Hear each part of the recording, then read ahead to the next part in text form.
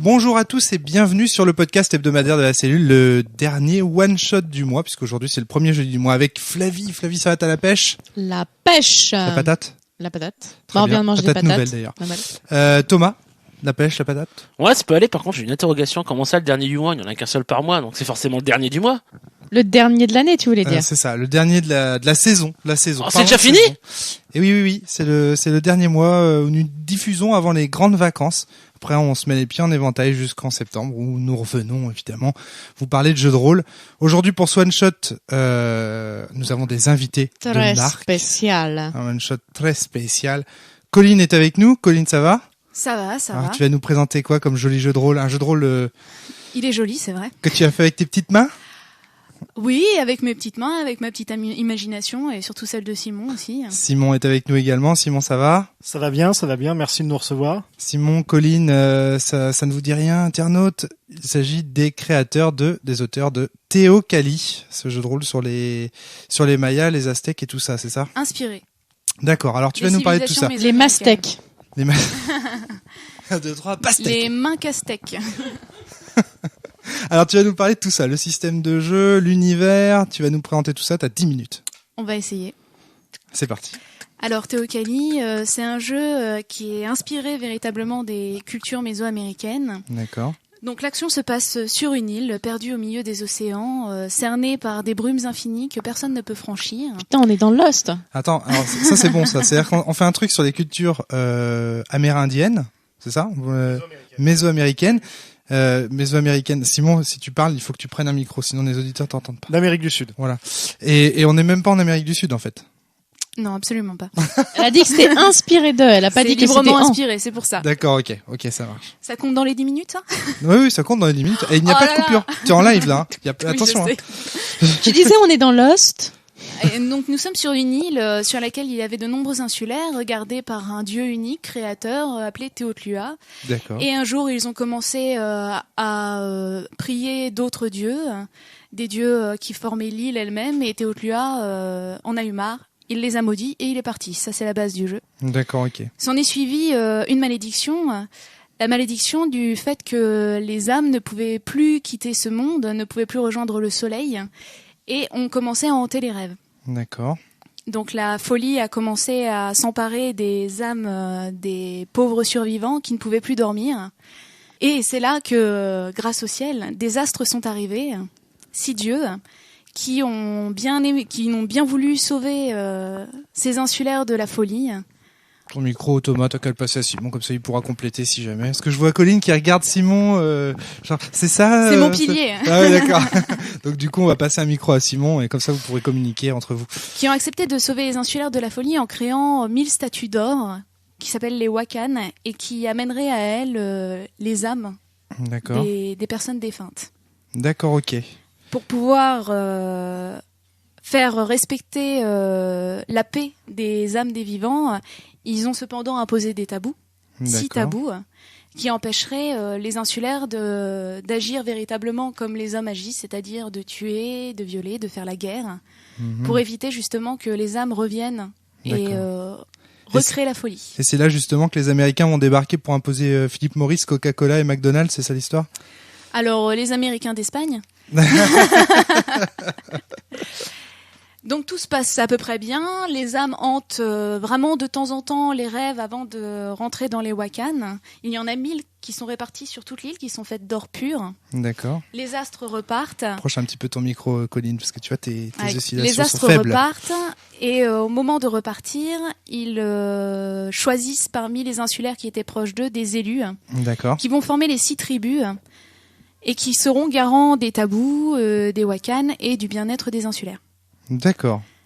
Donc, et ces 6 tribus en fait forment des archétypes, on va dire, de personnages. Exactement. D'accord. Des personnes donc qui sont vraiment élus des dieux, donc qui sont supérieurs dans la hiérarchie et les qui joueurs, ont aussi. Tu veux dire les personnages des joueurs? Oui. D'accord. Ok. Je pensais pas qu'on jouait directement des gros balèzes. Ah bah si, c'est l'intérêt. Mais si t'es trop bourrin dès le départ, c'est trop cool. D'accord. Et qui sont limités par les tabous. Ouais, voilà, c'est trop bourrin mais trop tabou, quoi. Exactement. Et ils ont les pouvoirs qui sont donnés par leur dieu. En fait, ouais, ça me fait penser à Shan dans le principe. Je sais pas si tu connais, Simon. C'est un jeu de rôle dans lequel tu joues des extraterrestres et parmi eux, il y a notamment une religion qui s'appelle le chanisme. Je me suis pas trompé cette fois-ci, Thomas, t'as vu, qui est en fait une religion qui t'oblige à avoir un certain nombre de tabous et qui te permet de développer des pouvoirs qui sont de l'ordre de manipulation de la chance. Donc avec un peu de chance, t'as oublié de te lever ce matin et donc t'es pas là en ce moment, ou t'as oublié de prendre ton flingue et donc tu peux pas me tirer dessus, etc., etc. Ça me fait un peu penser à ça pour l'instant. C'est un peu l'esprit, j'ai l'impression. Donc ils ont des pouvoirs qui leur sont cédés par les dieux. Chaque dieu a des pouvoirs qui sont liés vraiment, qui lui sont propres. Est-ce que tu vas avoir des exemples ? Bah, je veux bien, ouais, carrément. Alors, Imhotep a formé la tribu des Totési qui dirige les 4 éléments. D'accord. Tout simplement. C'est une magie freeform, donc ils D'accord. peuvent faire ce qu'ils veulent des 4 éléments. Il y a les animaux, il y a les âmes, les passions, les pensées. Ça, c'est d'autres Donc ça, dieux ? D'accord. C'est le troisième pas en dieu. lien C'est avec les éléments. Maacoatl, la femme aux plumes qui a donné les Maasai, qui dirige les pensées, D'accord. les passions. Tokotsoni qui a formé les Tsoniti, qui dirige, qui maîtrise le rêve, l'illusion. Alors là, Sans- déjà, il y a un truc qui me frappe direct, c'est que les noms, ils sont à coucher dehors, quoi. T'as intérêt Ah ouais, de- ça, c'est Moi, vrai. j'ai compris t'attrapes Sonic. Moi, direct. Ah, d'accord, ok. Donc, C'est vraiment des noms qui sont inspirés des civilisations ouais. du Niaoua. Et tu les en fait. prononces vachement bien. Vous avez l'air d'avoir l'habitude, quoi. Ouais. On commence à les Ouais, connaître. tu hein, c'est m'étonnes. vrai que- Ok. Donc voilà, pour donner des exemples, évidemment, il y en a 6 en tout pour 6 dieux. Ouais. Et donc tout se passe bien. Ces personnes-là sont vraiment adorées du peuple. Ils sont là pour faire le bien-être du peuple. Mais arrive un moment où les conquérants, Mhm. donc qui sont des ersatz de conquistadors, D'accord, ok. puisque comme c'est librement inspiré, ça n'est que de l'imaginaire. Mhm. Ça n'a aucune volonté d'être historique. D'accord, ok. Qui arrivent. Et qu'est-ce qu'ils voient en premier ? Ils voient des statues d'or. Mhm. Et eux, qu'est-ce qu'ils aiment avant tout ? L'or. Donc, ils commencent à débiter l'or, mais ce sont des statues sacrées. Les insulaires commencent à leur demander d'arrêter, et eux, ils tuent les insulaires. D'accord, ok. Donc commence une Sachant débâcle. qu'ils ont, j'imagine, des armes énormes. Ils ont des armes qui crachent le feu et le tonnerre. Ils Voilà. ont des animaux qui sont totalement inconnus des insulaires. Donc même au début, ils pensent que ce ne sont pas des humains. D'accord. Donc ils commencent à se dire qu'ils n'ont pas d'âme. Donc C'est marrant parce que tu dis que c'est pas inspiré. Enfin, tu dis que c'est pas historique, mais en même temps, tout ce que tu dis là, c'est les éléments qui ont mené, à la chute. Effectivement, si les Aztèques chute de ont ces été civilisations. conquis par les conquistadors, c'est parce que leur chef avait dit que les conquistadors étaient des humains. Hmm. Et c'était Des dieux, tu veux étaient dire. même Des des dieux, dieux, des oui, dieux, tout ouais. à fait. Et c'est pour ça qu'ils ont été détruits et vaincus. D'accord. Donc là, effectivement, le seigneur de l'île décrète que ce sont des humains et que donc les tabous C'est- Que les tabous s'appliquent à eux, S'appliquent, effectivement. Ouais. tout à fait. Ouais. Ouais. Ok, d'accord. Bon, bah voilà déjà une petite présentation. Est-ce que tu pourrais rapidement quand même nous parler du système de jeu éventuellement, le système de jeu, du système de résolution, Simon? C'est moi qui vais me charger de cette Ça roule, ça roule. de cette partie. Cette patate chaude, d'après ce que j'ai compris. Ouais, c'est non. Le système de jeu, en fait, il est assez simple. On va se rapprocher d'un roll and keep un peu à la légende des 5 anneaux. En fait, on a une caractéristique couplée à une compétence, en fait, qui donne un pool de dés Ouais. à lancer, et on lance les dés. On choisit sur les dés, c'est un système binaire. On choisit sur les dés pair ou impair, ça donne des réussites ou pas. Si par exemple on fait 5 paires, c'est qu'on a fait 5 réussites sur les dés. On peut jouer au D6, au D10, au D12, peu importe. Et ces nombres de réussites là sont opposés à un seuil de difficulté qui représente le nombre de réussites justement à avoir. Donc on a un système vraiment très simple qui se rapprocherait plus même, je dirais, de Metal Adventure pour ceux qui connaissent. Couplé à ce système-là qui est finalement assez simple, on va avoir un système de magie freeform. Les personnages sont avant toute chose comme Colin et Romaric le disaient tout à l'heure, on va avoir des personnages qui sont effectivement des personnages très très puissants contraints par des tabous et qui maîtrisent tous une forme de magie freeform, donc qui est composé de deux manières, avec un système assez light, basé sur ce qu'on appelle de l'OA, c'est-à-dire de l'énergie magique provenant de l'île elle-même, D'accord. et sur presque une magie aussi narrative. On mélange un petit peu les deux, donc où le joueur... Ça s'appelle une magie narrative. C'est-à-dire une magie... Tu m'intéresses là. Ton micro. Attention. Une magie, excuse-moi. Une magie où en fait le joueur va pouvoir réellement composer ce qu'il veut, décrire les effets, et le système s'adapte à sa volonté. Pas D'accord, l'inverse. ok. Le joueur n'est pas contrit, on va dire, même par le système, pas tout à fait. En tout cas, plus le personnage va évoluer, moins il va être contraint par le système. D'accord. Donc il va pouvoir décrire ses actions et après jouer justement avec le système pour pouvoir accomplir ce qu'il veut. Donc on se rapprocherait en ça, par exemple, d'un système comme Mage, pour ceux qui connaissent, où on a une magie effectivement qui est soumise à la volonté du joueur. Thomas, je te balance mon micro, t'as envie de réagir? Oui, c'était sur le fait que au fur et à mesure que le joueur avance dans le jeu, il pourra commencer à décrire ses actions. C'est-à-dire que dans le reste du jeu, ce n'est pas le... C'est bon là? C'est bon? Oh donc, en fait, je voulais dire, c'était... C'est bon? Voilà. Donc c'était pour dire, donc dans le jeu, au début, le joueur ne pourra pas décrire ses résultats. Si, bien sûr.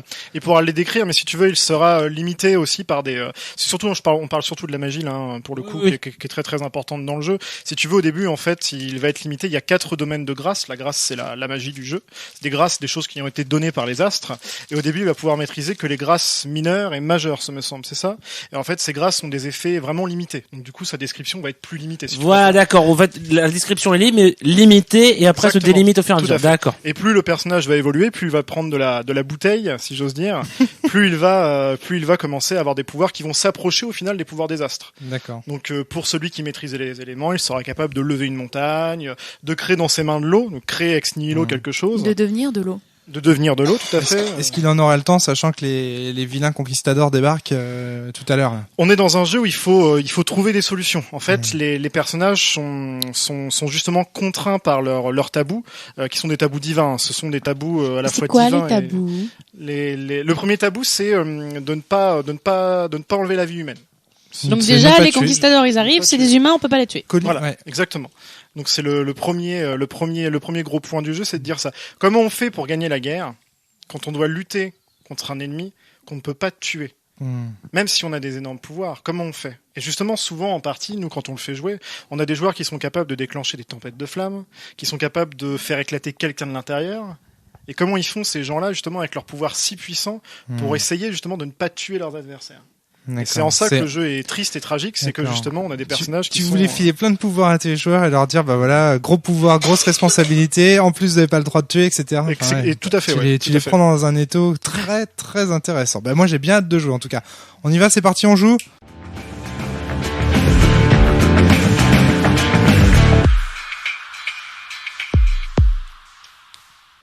Bon, voilà, partie terminée. Il est quelle heure là?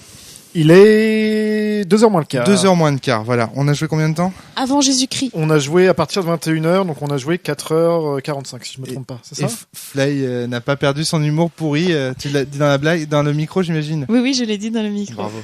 J'ai mangé un clown. Ouais, je vois ça. Bon, par qui on commence? Est-ce qu'on commence plutôt par le ressenti des joueurs ou par le ressenti du maître de jeu? Fly, tu veux commencer? J'ai l'impression que t'es chaude là. Ouh. Oh là là là là. Écoute, il est 2h15 avant Jésus-Christ. Me lance pas trop. Alors, qu'est-ce que t'as pensé de Bah la moi, partie écoute, c'est la Tokyo? deuxième fois que je joue. Ouais, Et moi, j'ai toujours trouvé ça aussi bien. hein. Voilà. Moi, je suis fan. d'accord. Voilà. Donc, pourquoi est-ce que tu t'as bien aimé cette partie? Alors, moi, c'est la deuxième partie, comme je l'ai dit. Alors moi, pour un truc tout bête, c'est qu'à chaque fois, j'ai pris des persos qui étaient vachement différents de ce que je suis capable de jouer.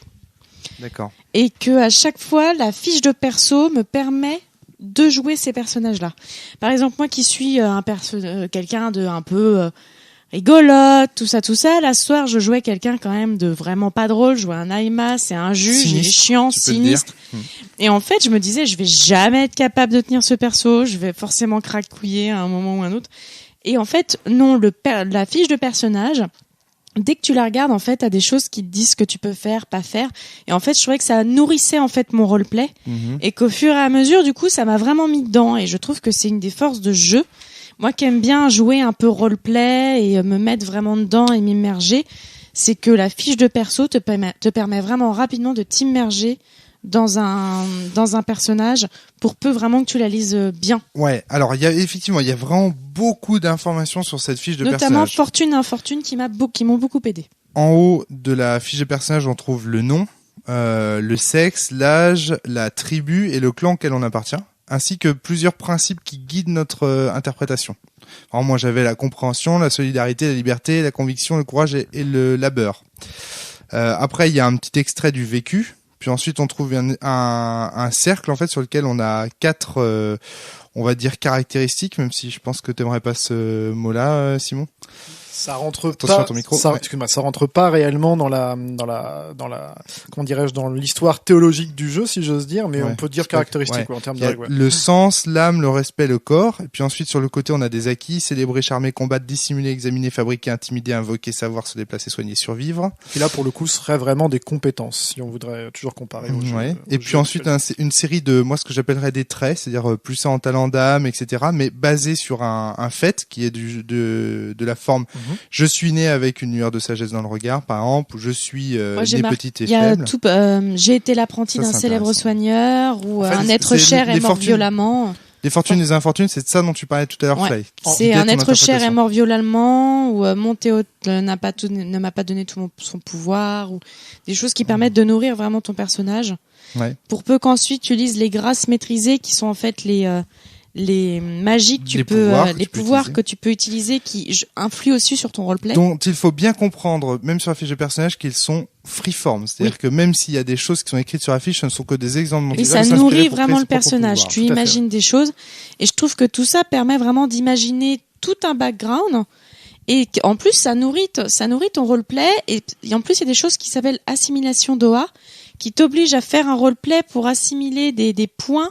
Et du coup, je trouve que ça te met vraiment dans le truc. On en reparlera. Simon, tu voulais réagir à ce que disait Fly ? Oui, par rapport aux fortunes et infortunes, en fait, il faut savoir que c'est la manière de créer les personnages.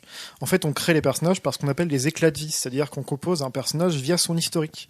Donc en fait, tout ce que vous avez marqué, ce sont des grandes lignes d'histoire que les joueurs peuvent préciser ou non. Ça, c'est pas important entre guillemets en one shot, mais en partie de campagne, par exemple, c'est plus important que les joueurs précisent un petit peu plus leur historique.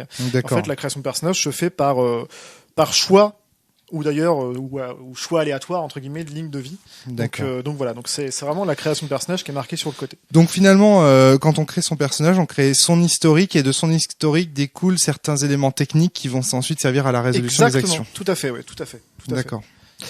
Fly, tu parlais tout à l'heure des régénérations, donc ce sont des points. Les assimilations. Ouais. Les OA. Les OA, donc OAS, c'est détaché, qui sont en fait des points de magie, si j'ose dire, qui vont permettre d'utiliser les fameuses grâces dont on parlait tout à l'heure, qui sont freeform, on dirait aussi intuitives, des pouvoirs, voilà. Et donc pour régénérer ces pouvoirs 2 fois par jour seulement, 2 fois par soleil, comme ils disent, eh bien on va devoir faire une scène, comment tu dis, de roleplay entre guillemets. Non, pas de régénération. Assimilation. Une scène d'assimilation qui te met vraiment dans l'ambiance de ton perso, parce qu'au début moi j'étais pas dedans. Puis en fait dans l'assimilation il y a assurer un rituel mortuaire. Et du coup j'ai assuré un rituel mortuaire, et honnêtement vu la forme du rituel et tout, mais ça m'a mis dedans quoi. Et du coup après je me sentais plus investie de mon personnage. Et je me suis dit qu'il fallait vraiment le jouer, ce truc. Tu vois ce que je veux dire ? Je me demande quand même si... Alors là, moi là-dessus, j'aurais une petite critique à formuler, petite. Je me demande quand même si au niveau de l'assimilation, il n'y a pas un moment donné quand même dans le jeu où ça devient assez mécanique. C'est-à-dire, il y a un moment donné quand même où on s'est tous regardés autour de la table et on a fait « T'assimiles, toi ? Ok, c'est bon, t'as fini d'assimiler. T'assimiles, toi ? Ok, c'est bon, t'as fini d'assimiler. » Et où finalement, le côté roleplay lié à l'assimilation était un petit peu perdu. Si tu veux, ça c'est... Bon, attention à ton micro. Excuse-moi. Ça, c'est assez intéressant dans le sens où il faut pas oublier que la vie des tribaux est quand même, comme je vous le disais tout à l'heure en début de partie, une vie monacale. C'est-à-dire les personnes que vous jouez, que vous incarnez, sont des personnes qui sont issues d'une vie qu'on peut qualifier de vie de moine ou de vie de nonne. D'accord. Et ce sont des vies qui sont souvent réglées comme du papier à musique. Ce qui fait que attention à ton micro, Simon. je suis vraiment désolé. Non, c'est pas grave, je t'en prie. Non, c'est normal. Ce qui fait qu'en fait, l'assimilation d'OA rentre parfaitement dans leurs rituels qui sont pratiqués.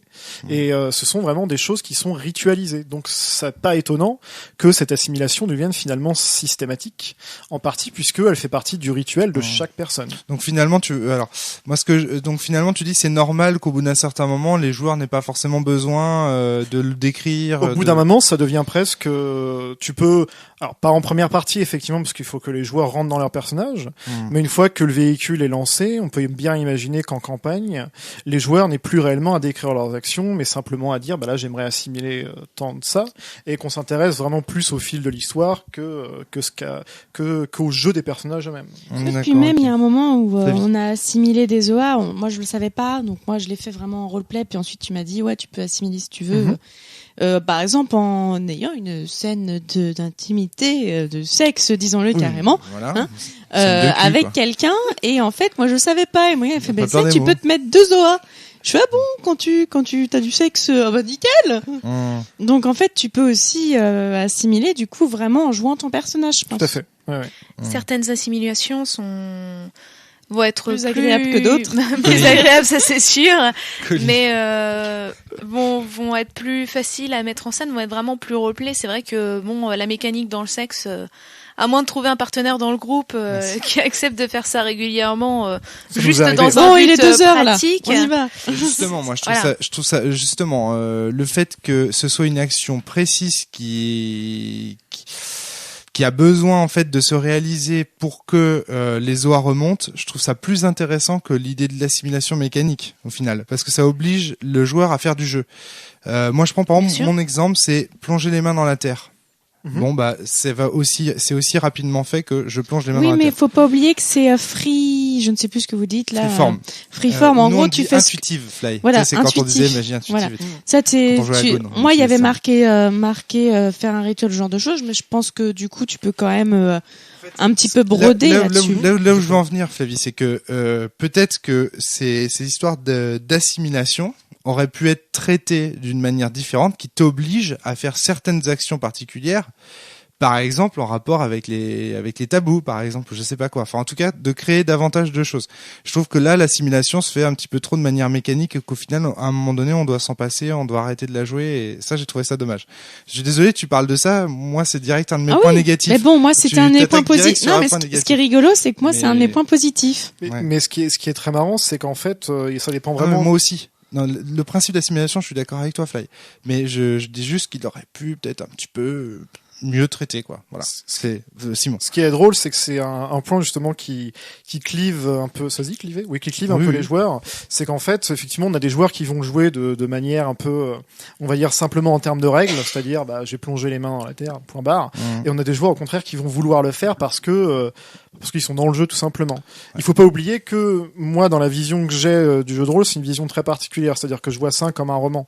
C'est-à-dire que les premières parties vont être des parties de construction de personnages, comme dans une histoire. Et après, quand l'histoire va réellement se lancer, on va abandonner un petit peu tous ces petits systèmes qui vont caractériser le personnage au profit de l'histoire. Donc moi, j'ai une vision très très particulière de la chose. Et ça découle de ma vision en fait. Donc voilà.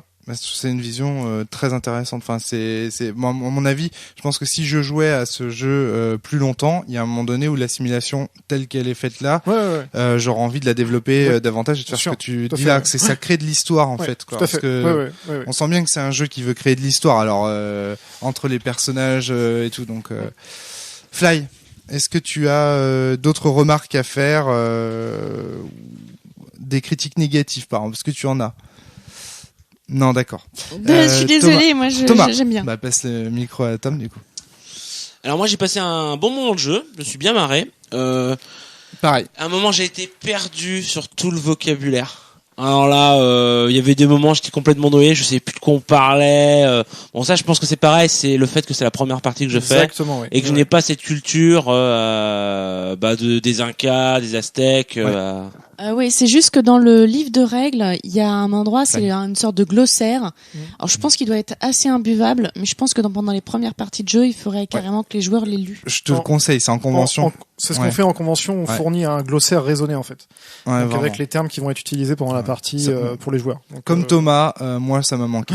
Voilà, dire qu'il y avait vraiment des moments où on fait la partie, on voyait tout le monde qui était à fond dedans et puis qu'est-ce qui se passe? Alors je sais qu'il y a un grand méchant là-bas, ok, d'accord.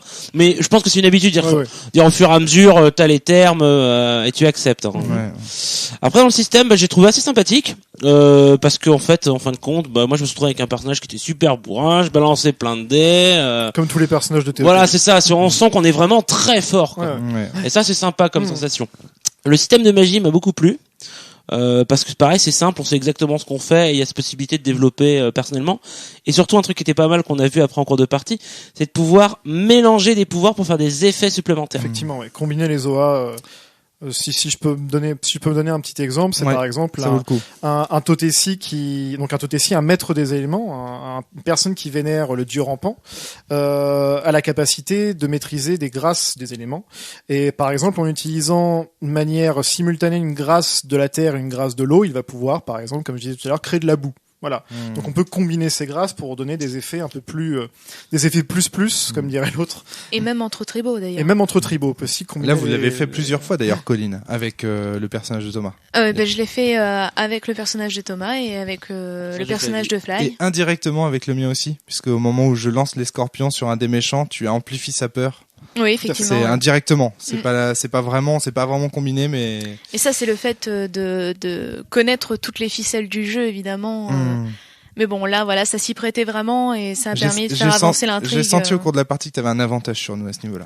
Oui, c'est clair. C'est-à-dire que, mais même si je t'ai trouvé en tant que joueuse, vraiment très discrète à ce niveau-là. C'est-à-dire que même si tu savais les clés, tu nous disais pas, tu te retenais, c'était parfait, quoi. Enfin, t'as pas du tout nuit à notre expérience de jeu. Mais je l'avais promis à Simon avant. Mais c'était super. Enfin, franchement, c'était bien de jouer avec moi, heureusement qu'on a joué avec une joueuse expérimentée, en fait. Parce que je pense qu'on n'aurait pas forcément vu tout ce que le jeu avait dans le ventre. Loupé, hein. Imagine Thomas si on avait dû tester ce jeu-là tout seul, quoi. On aurait peut-être un petit peu galéré, je pense. Tu crois pas?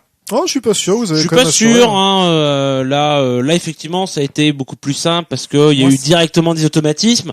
Mais c'est pareil. Le scénar ça aurait été préparé par quelqu'un qui a juste lu la base et donc le scénar aurait peut-être été plus simple. Je me suis mal exprimé. Je me suis mal exprimé parce que ce que j'ai dit, ça laisse entendre qu'on n'aurait pas compris le jeu et que sous-entendu la base ne nous permettrait pas d'obtenir une bonne partie. C'est pas ce que je veux dire. Ce que je veux dire, c'est que notre plaisir a été d'autant plus grand qu'on avait autour de la table 2 connaisseurs qui à chaque fois se passaient la balle. Moi, je vois par exemple quand tu posais des questions d'ordre sur les Incas, enfin, je sais pas comment dire, sociologiques, que tu demandais à Colline, c'est bien ça, et que Colline te disait, mais oui, bien sûr, cette casse-là, machin truc. J'ai appris plein de choses. Enfin, j'avais la sensation en fait d'apprendre plein de choses, même si ces peuples peut-être n'existent pas, parce que vous avez pas une prétention à faire de l'anthropologie ou de l'histoire. Mais enfin, je sais pas, j'avais la sensation que l'échange que vous entreteniez, toi en tant que joueuse Colline et toi en tant que maître de jeu Simon, était vachement positif. C'est-à-dire à ce niveau-là, enfin moi en tout cas ça m'a profité. J'étais content de jouer avec vous deux. C'est ça que je veux dire en fait. Mais là aussi c'est le fruit d'un travail, hein, parce que au début c'était pas comme ça. C'était difficile pour nous. Enfin, quand il y en avait un de nous qui connaissait toutes les ficelles du jeu, c'est toujours difficile de se retenir, de pas connaître les lignes du scénario et puis de se dire c'est forcément ci ou forcément ça. Et on a vraiment travaillé tous les deux là-dessus pour réussir à se tenir nous-mêmes.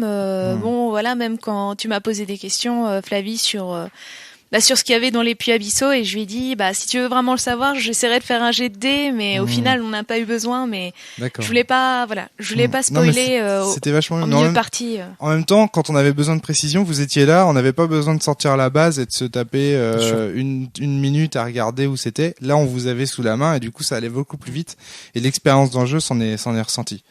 Thomas, tu veux... Non, je pense que j'ai déjà pas mal de choses de dites, donc j'ai rien à rajouter là-dessus. Alors, moi, vous en tant que toi en tant que joueuse, Colline, ça va? Tu t'as pas trouvé que c'était une partie étrange, qu'on a joué bizarrement? Est-ce que c'est une partie qui s'est déroulée comme celle que tu as l'habitude de voir? Oui, bien sûr, mais c'est vrai que comme toute première partie et tout one shot, c'est vrai que il y a certaines petites nuances, je dirais, qui sont un peu difficiles à assimiler en tant que joueur. Effectivement, c'est vrai que des fois, par rapport au tabou, on sait pas trop comment se placer. Et c'est pour ça que des fois, je me permettais un petit peu de dire ah oui, on a oublié de vous dire que que ci ou que ça, pour essayer de vous positionner un petit peu et puis vous faire vraiment découvrir comment fonctionnent les tabous, comment peuvent réfléchir des insulaires. Oui. Mais sinon, non, ça, c'est normal. C'est Je normal. veux dire, à partir du moment où on découvre un univers, de toute façon, quel que soit l'univers, je pense, il y a des trucs, et puis bon, ça c'est Alors, aussi à notre faute. Hein, Je mais... te pose la question parce que parfois, j'ai cru apercevoir dans tes yeux un regard un peu médusé du genre, pourquoi ils font ça, ou tiens, c'est bizarre. Enfin, parfois, j'avais l'impression que que tu me reprochais le fait d'être parfois déconcentré ou distrait. Non, ou... pas du Les tout. regards de Colline. Ouais, voilà, c'est- on me reproche toujours. Je dois avoir un regard trop expressif. D'accord. Ok. On me reproche toujours de faire des regards qui ne sont pas ressentis de Non, ma non, part. mais voilà, voilà. C'était juste pour te demander ça. Thomas, quelque chose à ajouter? Non, toujours. C'est bon, t'as fait le tour des questions. Non, toujours pas, Romaric. Excuse-moi, je t'avais déjà. Voilà, posé la j'attends ton avis Ah, je suis de ton désolé, ressenti je suis sur le désolé, jeu il est tard, pour qu'on passe au truc Bon, suivant. alors déjà, il y a une première question que je voudrais te poser, Simon. À un moment donné, t'as Ouais. dit un truc par rapport au système. T'as dit, je veux que mon système, enfin, en tout cas, que les joueurs ne thésaurisent pas leurs points et que quelque part à chaque partie ça reboote. Pourquoi Tout à est-ce que fait. pourquoi est-ce que tu as eu ce désir quand tu as créé Théocalie, alors que l'habitude ce qui plaît beaucoup aux maîtres de jeu c'est des gros pecs, des Non, non, persos. je parlais des points d'OA, là, en l'occurrence. Alors d'accord. Les points d'OA, en fait, on voulait empêcher justement que les joueurs les gardent d'une partie sur l'autre par souci de simplicité. En fait, c'était d'un scénario sur l'autre. Ouais, c'est ça. Par souci de simplicité, en fait, c'était juste ça. Idem pour les indices d'ailleurs, qui idem. reviennent à leur base Tout à fait. en début Ouais. de scénario.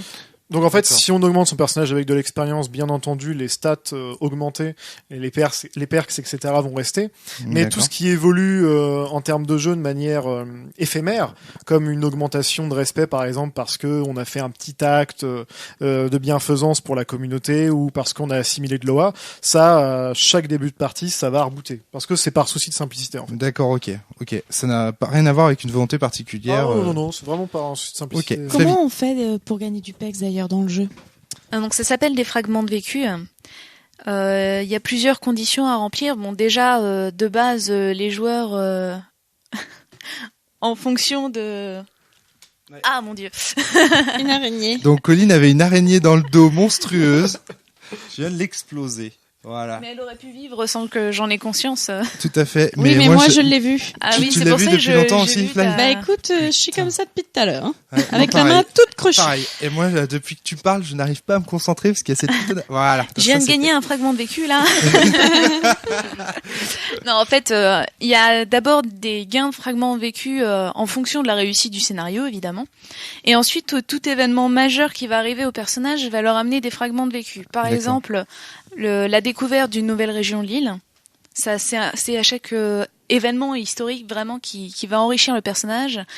Les crises, on n'en a pas eu là, mais quand on tombe à 0, on subit une crise, donc qu'on soit à l'agonie ou des choses comme ça, qu'on soit pris de folie. D'accord. Ça mène des fragments de vécu, mais aussi lorsqu'on arrive à 10 dans un indice, c'est-à-dire qu'on transcende vraiment un aspect, on gagne aussi des fragments de vécu. Donc, et tout événement que le compteur juge vraiment important pour le personnage va amener des fragments de vécu qui ensuite permettront, comme des PX normaux, d'acheter des points d'aspect, d'augmenter sa base, D'accord. et évidemment d'augmenter ses pouvoirs. Ok, parce que de la manière en fait dont l'avait dit Simon, j'avais vraiment l'impression qu'il y avait cette sensation que chaque scénario est une nouvelle chose et que Non. tu vois, enfin ça pouvait vouloir dire quelque chose du point de vue du jeu. C'était une question que je me posais. Cependant, à un moment, t'as dit j'accumule la mort. Si mes souvenirs sont bons, Romaric. Ouais. Et justement, je trouve que c'est pas possible d'accumuler à mort. Ah non, les non, oreilles tu et peux tout. pas. Et c'est ça qui est. Enfin, moi, je suis pas fan des jeux type à tendance ludiste où le but c'est de faire monter le plus gros machin, bidule chouette. Là, au moins, en fait, le but c'est de créer un beau personnage. J'ai Tout l'impression. à fait, ouais. Et puis, de toute façon, les personnages sont tellement puissants à la base. De toute façon, les faire augmenter, les faire se transcender encore plus, ce serait créer presque des monstres. Donc, au final, nous, on a voulu qu'ils puissent évoluer, mais par petites touches. Moi, j'ai pas voulu qu'ils deviennent... qu'ils puissent accéder à des nouvelles formes de magie, à des magies plus, on va dire, plus miraculeuses, plus magnifiques, pourquoi pas, mais qu'ils évoluent vraiment brutalement en termes de caractéristiques et tout, c'est pas le but. Donc, voilà. Thomas. Petite question sur l'évolution des personnages. Sur la fiche de perso, donc comme on disait donc au début de la présentation, dans le monde de Théocalie, en fait, il y a ce qu'on appelle les tabous. Mais sur la fiche de perso, il y a l'importance des tabous personnels donc aux personnages, donc sur l'ordre dans lequel de ses priorités. Est-ce que ces tabous peuvent évoluer dans le jeu? Est-ce qu'à un moment un joueur pourra dire bah non, voilà, je sais que le tabou que j'avais mis en position 2 ou que j'avais en position 2, c'était le corps humain, mais je considère que maintenant le corps humain est quelque chose d'en dessous, je préfère le respect des astres. Passer au niveau 2. Est-ce que c'est possible? Est-ce qu'on peut changer tout à fait, et c'est même conseillé, puisque moi, comme je suis chiant avec cette notion-là, mais comme je vous l'ai dit, moi, ce que je veux, c'est raconter une histoire, et il n'y a pas de bonne histoire sans personnage qui change. Et un personnage comme le tien, par exemple, qui avait donc le mien, le Xiatal, voilà, plus sauvage, on va dire, personnage proche des animaux.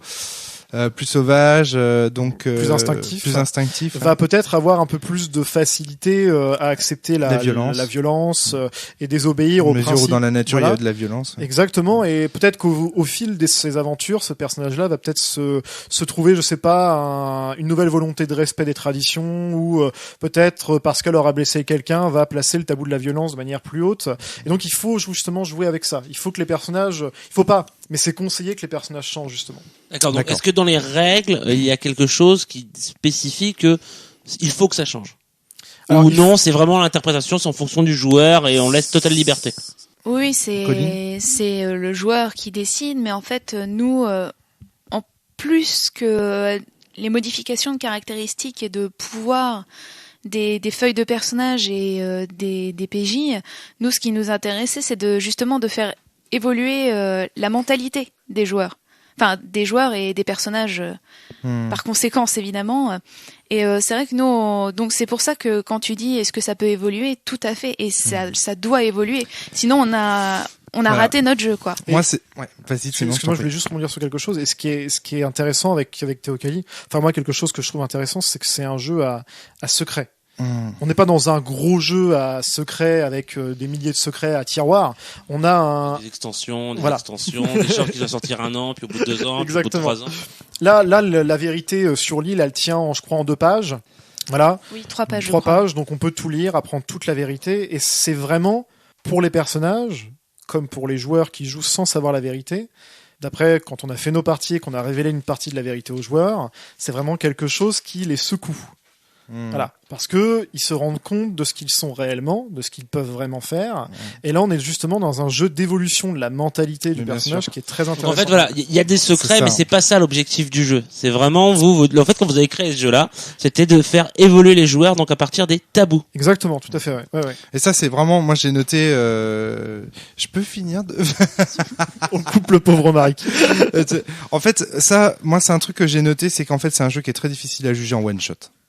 Parce que en fait, ce qui va compter, c'est beaucoup l'évolution des personnages au fur et à mesure de la campagne et des révélations de la campagne. Parce que ce qui fait et ce qui tient nos personnages, c'est le fait que on a toujours été élevé dans une société X type donné, et en fait, on va découvrir au fur et à mesure, je pense, qu'elle est beaucoup plus ambivalente qu'on ne le pensait au départ, et que tous les tabous qu'on respecte ou qu'on ne respecte pas peuvent avoir des impacts assez compliqués à évaluer. Enfin, je vois très bien où tu veux nous emmener. Puis comme tu l'as si bien dit tout à l'heure, c'est vrai que c'est une société qui est hyper contraignante. Hein. Ouais, tu as fait une belle référence tout à l'heure, et c'est par rapport au jugement prononcé par l'AMA à la fin du scénario.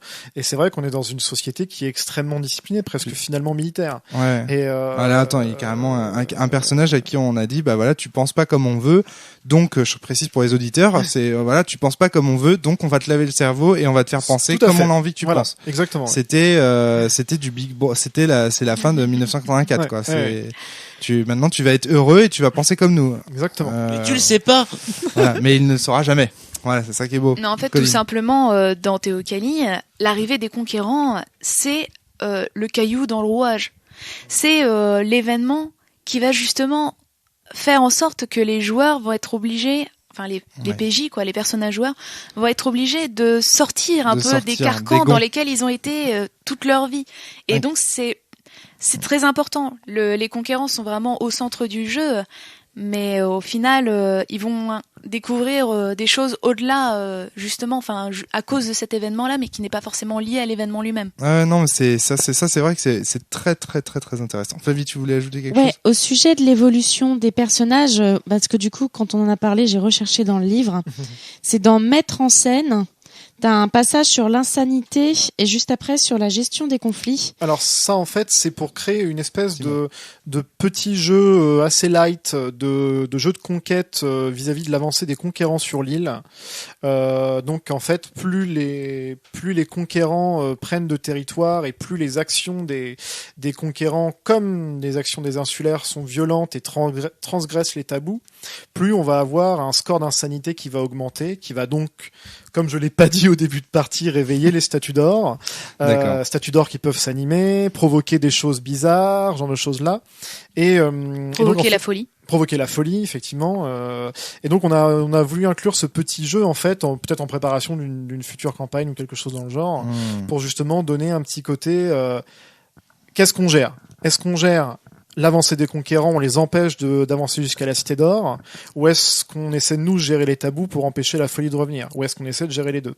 Voilà, c'est ce qu'on voulait poser comme question, cette espèce d'histoire de dilemme, de dire est-ce qu'on essaie de se sauver nous-mêmes, ou est-ce qu'on essaie de sauver notre morale, notre foi, genre de choses-là.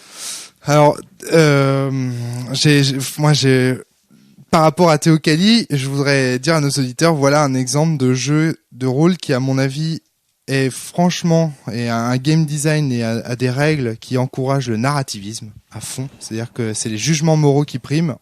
Thomas, est-ce que t'as pas arrêté de faire des jugements moraux au cours de scénar? C'est, à mon avis, c'est clair et net.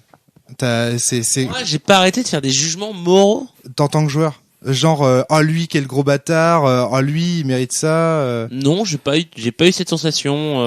Tiens, très intéressant. Alors, comment t'as joué à Théocalie? Moi, quand j'ai joué à Théocalie, alors déjà, c'est au bout, je pense, d'1 heure de jeu, je me suis rendu compte que le personnage que j'interprétais n'était pas du tout le bon. Donc là, j'ai découvert qu'en fait, j'étais un autre perso. Je me dis merde, j'ai pas tout compris. D'accord, non, mais au-delà de ces problèmes techniques. Voilà, j'ai eu ça. Et ensuite, après, j'ai effectivement, je me pensais, j'ai suivi le scénario, voir ce qui allait se passer. À aucun moment, j'ai émis de jugement de valeur. Quel scénario? Tu trouves qu'on a fait un scénario ce soir? On a fait un one shot, on a fait un scénar. Tu trouves? Est-ce que t'en es sûr? C'était quoi le scénario? Est-ce que lui, il avait une succession de scènes imposées? Ou est-ce que tout ne dépendait pas? Pardon, non. J'ai fait une séance de jeu. Non, mais attends, c'est vachement important. C'est-à-dire qu'en fait, on a là un jeu de rôle. On est arrivé dans un village où il y a eu des meurtres, fallait qu'on explique, fallait qu'on comprenne pourquoi il y a eu des meurtres. On a regardé, on a découvert l'équipe. Une phase d'enquête, mais en fait, à terme, ça mène à quoi? Ça mène à des jugements moraux. C'est des jugements. On a fait que des jugements pendant toute la partie. De toute façon, les parties de Théocalie se finissent toujours de la même manière en one shot. Moi, j'impose presque de manière comme un démiurge, mais c'est parce que je veux terminer les parties toujours de la même manière pour que les gens entre guillemets voient le potentiel de Théocalie. J'essaie toujours de terminer les scénarios par un jugement au tribunal du Seigneur de l'île. C'est quasiment toujours comme ça que ça se produit, de toute façon. Donc, moi, j'ai fini un scénario sur un jugement des joueurs qui devaient décider entre deux âmes, une qui était une âme vraiment, on va dire, importante pour l'île, un maître Maassi, et l'âme d'un conquérant, et ils devaient savoir laquelle ils devaient sauver. Alors là, vous parlez encore de jugement dans le jeu. C'est-à-dire que dans la fiction, il s'est passé un jugement. Moi, je vous parle pas de ça. Je vous parle en tant que joueur. Je vous parle aussi de ça, parce que évidemment, t'as mis le jugement dans ta partie, mais je te parle aussi en tant que joueur. J'ai pas arrêté de juger les autres. À aucun moment, moi, Thomas Poussou, je me suis dit, attends, j'arrive dans une société que je ne connais pas, que je vais juger. Je n'ai jamais jugé en tant que Thomas Poussou. C'est des jugements que j'ai faits. J'ai jugé en tant que mon personnage, par rapport au tabou qu'il avait. Donc, il y a aucun moment de me laisser le choix. Vous voulez faire quoi? Vous voulez qu'on l'exile? Attends, l'exiler, c'est lui mettre une marque? Non, c'est un tabou de corps. Donc, je n'ai jamais fait de jugement personnel. Tu vas pas me dire que t'as joué de manière mécanique comme un robot à Théocalie, genre je regarde les tabous et je joue. C'est pas possible. En tant que Thomas... Si tu veux, Rome, tu as raison. Non, c'est pas ça. Tu as raison, Rome. J'ai fait un jugement de valeur. Mais oui, mais je dis des conneries au micro, m'écoutez pas. Mais Thomas, tu vas pas me dire quand même que t'as joué de manière mécanique à Théocalie. Tu t'es forcément posé des questions quand même. Non. J'ai analysé le système, j'ai regardé ce qu'on pouvait faire dans le jeu. D'accord. Flavie, est-ce que tu t'es pas posé des questions, des jugements de valeur? Moi, je m'en suis posé, mais avec mon perso, mais évidemment. Mais bien sûr, mais évidemment. Voilà, mais c'est parce que Dans Donjons et Dragons, tu crois que t'aurais pu te poser les mêmes questions? Non, mais par contre, je dois dire que je me les suis pas posées. J'ai essayé de pas me les poser en tant que Flavie, mais parce que je me sentais pas comment dire, Attends, vraiment. Non, mais je suis navrée, Rome, mais je me sentais pas, comment dire. Mais parce que toi, t'avais un personnage qui était proche de ce non, que mais toi même tu en dehors pensais. de ça, Flavie, je t'ai entendu dire 15 fois dans cette partie, mon perso c'est un gros bâtard, ou alors avoir des jugements sur mon perso, genre J'avais attendez, des excusez-moi, j'avais des je joue mon jugements perso. sur ce que je jouais. Mais parce que j'étais vraiment une grosse connasse. Et voilà, et t'as pas arrêté de te le dire. Pendant toute la partie, tu t'es dit, putain, là, quand même, mon perso. J'avais quand même un perso, c'était un juge. Ça te fait penser à quoi comme partie? À Dogs in the Vineyard? Ouais, à mort. Mais c'est bien pour ça sûr. que j'aime ce jeu. C'est du Dogs in the Vineyard au pays des Mayas, ce jeu. Alors, C'est qu'est-ce que c'est Dogs in the alors, Vineyard Dogs in the Vineyard, c'est un jeu où tu joues en fait des prêtres mormons qui vont avec des grands impairs juger juger les mœurs dans des petits villages aux States. Excellent. Et donc en fait, t'es amené à jouer ce qu'on appelle des chiens. Et qui sont des gars qui débarquent dans une ville, donc c'est un peu ambiance western avec des grands manteaux noirs, des guns, et qui sont là pour faire respecter la loi. Mais toute la question c'est la loi des mœurs, bien sûr, pas la loi, bien sûr. voilà, mais aussi la loi en fait, parce que la loi des mœurs est très importante dans les petites villes américaines décrites. Et donc du coup, ce qui est intéressant, c'est que tu vas juger entre par exemple un mari trompé par sa femme et l'amour que cette femme ressent pour son amant. D'accord. Et donc toi, en tant que chien de Dieu, t'es là, t'as pris entre tes principes de religieux et les principes de la vie de tous les jours. Et donc le joueur est constamment amené à faire des jugements de valeur sur son personnage, dire oh putain quel gros bâtard, ou sur le personnage des autres en disant oh là là mais quel salaud d'avoir fait ça. Je connaissais pas du tout ça. Et c'est génial. Si tu d'accord. connais pas, c'est le jeu pour toi. C'est le jeu, à mon avis. Avec Théocalie, tu essayes de te rapprocher de Dogs in the Vineyard, mais vraiment. Et t'y arrives bien, Colline, tu voulais ajouter quelque chose, je crois. Non, pas du tout. Moi, ton jeu, enfin, le jeu que tu citais fait penser justement au personnage joué par Flavie, bien sûr, effectivement, bien sûr. Mais pas uniquement, hein. C'est un juge, Bah, là, oui, pour mais le coup, nous, face à ce juge-là, et face à n'importe qui, souviens-toi de la fin de ton scénario. Exactement, enfin, ouais, ton tout à fait. scénario de ta Ouais, partie. ouais. C'est quand même un juge, à la fin, tu nous demandes d'être comme elle. Ouais. Tu nous demandes de prendre parti. Et de toute façon, de base, en mettant un personnage comme celui de Flavie et des tabous à la table, tu obliges les autres joueurs à se positionner. Est-ce qu'on est d'accord avec elle lorsqu'elle rentre dedans, ou alors est-ce qu'on la suit pas, etc. Et donc on doit se poser des questions. Après, bon, Tom, tu dis que tu t'es pas posé de questions, c'est possible, mais je pense que parce que aussi t'es dans une situation où on va enregistrer un podcast derrière, donc où t'analyses le jeu, peut-être aussi sans. Non, tu penses que ce jeu ne t'amènerait pas à te poser des questions? Alors je dis pas ça, je dis que dans la séance qu'on a eue, je me suis pas posé de questions parce que c'est du one shot. Maintenant avec de la campagne, c'est-à-dire qu'une fois que j'ai l'univers en main c'est clair. et que j'ai un personnage qui va durer, il est possible et je pense qu'il y a des chances clair. que j'arrive à ça. Mais voilà, sur l'expérience de ce soir, ce n'est pas la sensation que j'ai eue. D'accord, ça marche, ça roule. Mais en tout cas, en plus, il y a des mécaniques dans ton jeu qui ressemblent énormément à celles de Dogs. Vraiment, je t'invite à regarder ce jeu. Carrément, ouais. Donc voilà, bah ça c'est un exemple à mon avis de jeu narrativiste. Un vrai jeu narrativiste, Théocalie, au sens où c'est un jeu qui amène les joueurs. D'abord, les joueurs créent eux-mêmes l'histoire, puisque les protagonistes et les véritables héros, ce sont bel et bien les joueurs. Il n'y a pas de plus puissant qu'eux. C'est à eux de juger, etc. On ne sait pas dans quelle direction ça va partir, parce que toi, je suis sûr que quand ton scénario écrit, c'est juste un bac à sable. Mais tu moi, sais à peu j'écris près pas ce qui se de passe. scénario. Voilà, tu m'as dit dès le départ, c'est Je fais que de improvisé. l'improvisation. Voilà, Donc on est bien dans un jeu à tendance narrativiste qui encourage les dynamiques narrativistes, et en même temps, il n'y a pas de partage d'autorité. Il y a un maître de jeu. Voilà, c'est un bon exemple pour ce dont on parlait dans un précédent podcast avec Manu. Et là, à mon avis, vraiment, de ce côté-là, c'est une bonne réussite. C'est vraiment une réussite, ce jeu. Il est cohérent. Et c'est marrant parce que je pense que tu l'as pas réfléchi comme ça, en fait. Tu t'es d'abord posé la question, moi, en tant que joueur, à quoi j'aimerais jouer, non?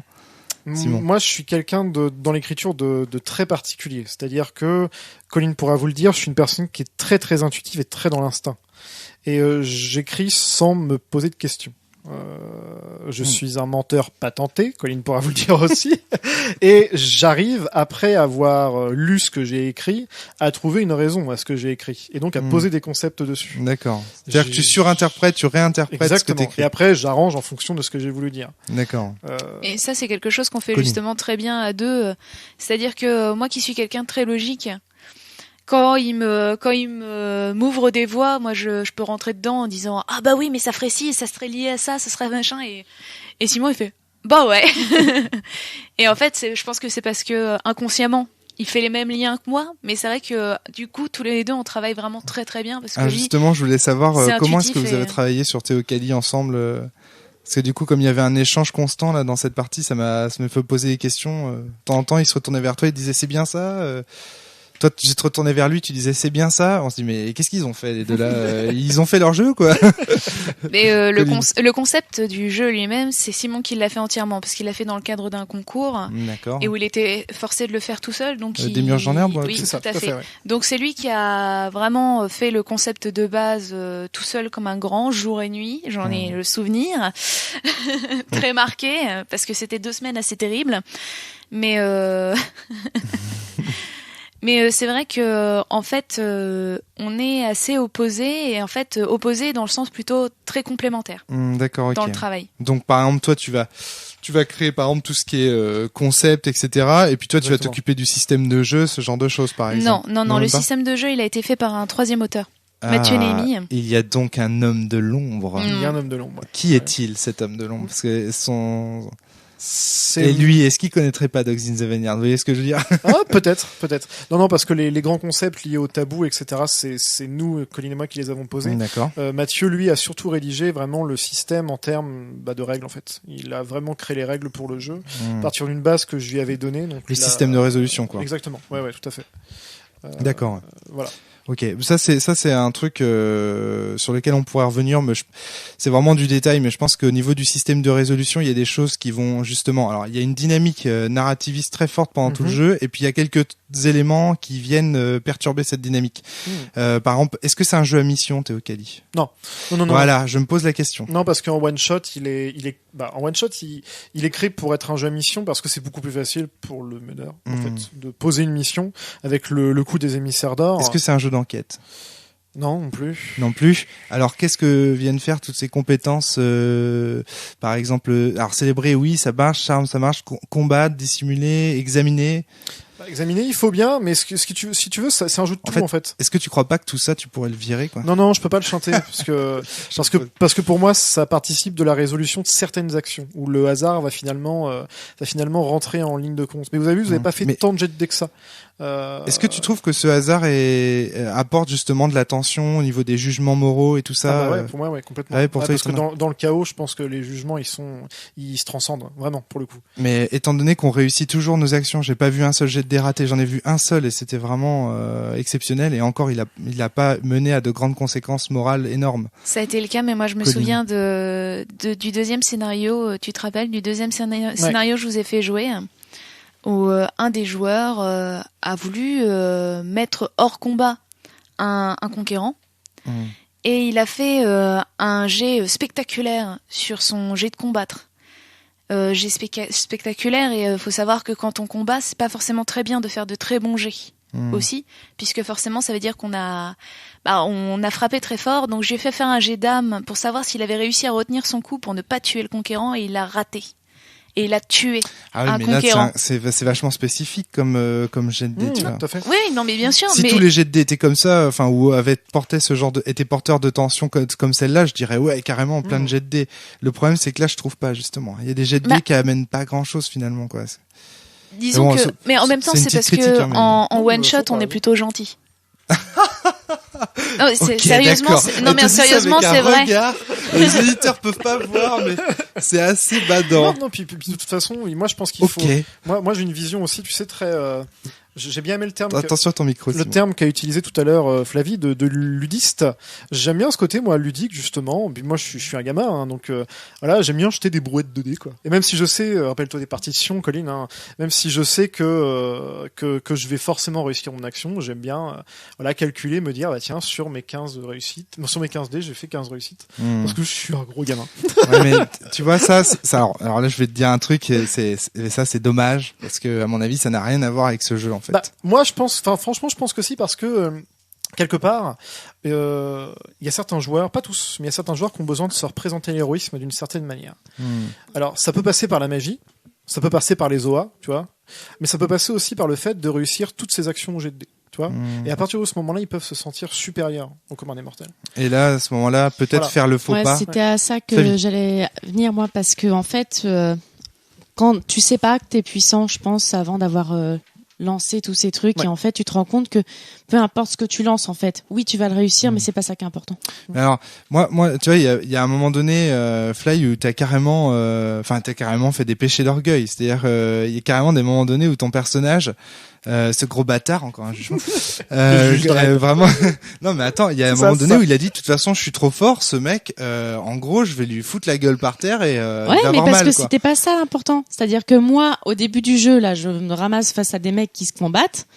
Moi, j'ai essayé je les ai empêchés de se battre en leur imposant le respect.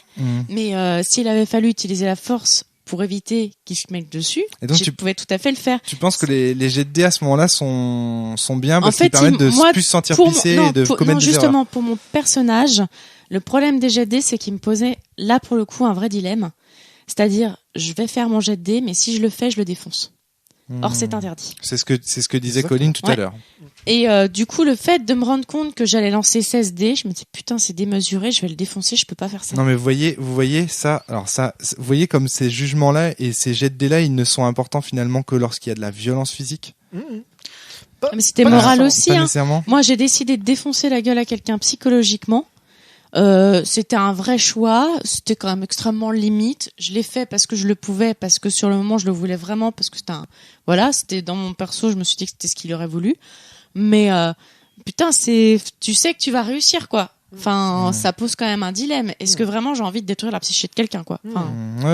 Et puis, tu voulais dire quelque chose? Colline, tu voulais ajouter quelque chose par rapport au fait que c'était c'est que de la violence physique et tu t'avais l'air de tiquer quand j'ai dit ça. Non, c'est pas ça, c'est que par exemple, tu jouerais avec moi en MJ, ton ressenti serait pas le même.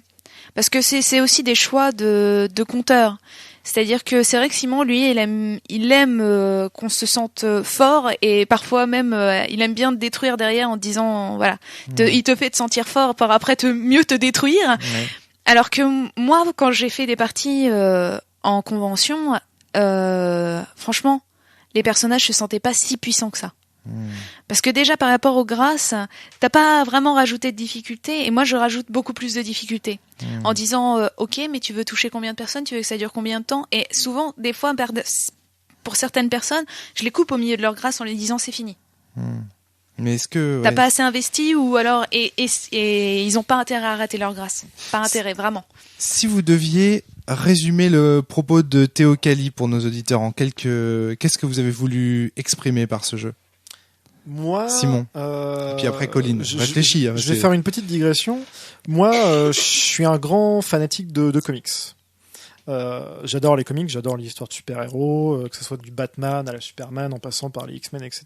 Ouais. Et ce que j'aime le plus dans les comics, moi, c'est quand les héros qui sont capables de sauver le monde. Un héros comme Sentry, par exemple, je sais pas si vous savez qui c'est dans les Marvel, l'équivalent de Superman, sauf qu'il est habité par une espèce d'alter ego qui s'appelle Void, qui détruit des choses quand lui il fait de bonnes actions. Et moi je prends pas plus mon pied en lecture de comics quand je vois un héros se casser la gueule. Et contraint par ses tabous, contraint par ses faiblesses. Tu dois kiffer le surfeur d'argent. Exactement, tout à fait. Et moi ce que j'aime bien, c'est avec Tokalis, ce que je voulais dire. Vous jouez des personnages qui sont presque des super-héros, qui sont des personnages qui sont capables de sauver le monde, de déplacer des montagnes, à haut level même de créer des montagnes par exemple, mais qui sont contraints par des tabous qui les empêchent d'accomplir ce qu'ils veulent, qui les empêchent de gagner la guerre contre les conquérants. Et voilà, moi c'est ce que j'ai voulu raconter. C'est une histoire tragique, hein. On est dans une résolution impossible d'une situation donnée, alors qu'on a toutes les billes pour le faire, mais parce qu'un petit élément vient nous... Voilà, en l'occurrence, un gros élément vient nous empêcher de résoudre cette chose-là. Et c'est ça que j'aime, moi. Et c'est complètement sadique, hein, je suis d'accord avec toi. Ouais, c'est intéressant. Colline? Moi, je suis pas fan de comics, par contre, j'adore me prendre la tête. D'ailleurs, je crois que je te l'avais dit quand j'ai joué à Sens, j'ai dit... Oui.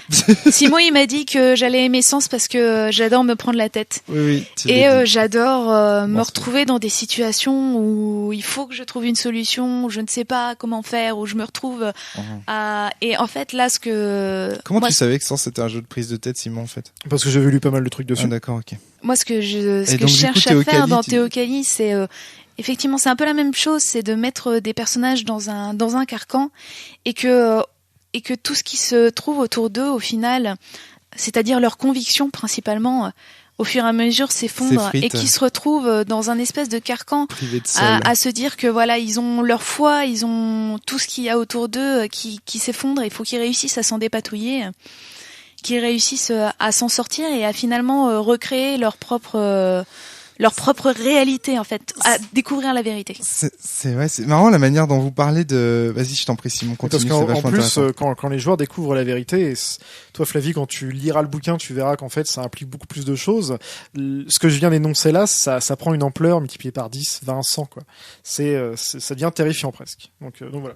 Ce qui est marrant, c'est que quand on écoute vos motivations et vos propos, on voit que c'est les personnages qui les soutiennent. Et on sent, enfin, moi, ce que j'attendais, c'est plutôt que vous me répondiez, on a envie que les joueurs fassent ou ressentent ça. Et puis finalement, vous passez vraiment par les personnages, quoi, pour le faire ressentir. Ce qui m'intéresse le plus, hein, vraiment, pour le coup, comme je te le disais, moi, ce qui m'intéresse, c'est les héros. Hein, donc, à partir de là. D'accord. Mais ça va forcément forcer les joueurs à se poser les mêmes questions. C'est vrai que tu as une réponse plus de joueur en disant j'aime bien me prendre la tête, donc en tant que joueur j'ai envie que les joueurs se prennent la tête. Après c'est vrai. Alors que Simon il répond moi j'aime bien les personnages, tu vois, ça c'est marrant. On dirait que toi tu penses à un jeu de rôle et que toi Simon finalement Théo Cali t'en ferais bien un roman presque. Bah ouais, puis moi je suis pas exclusivement meneur, mais je suis énormément meneur dans nos parties entre amis ou avec d'autres gens, et je suis que meneur de jeu, et moi ce que j'aime par-dessus tout, comme je te disais tout à l'heure aussi, c'est raconter des histoires, quoi.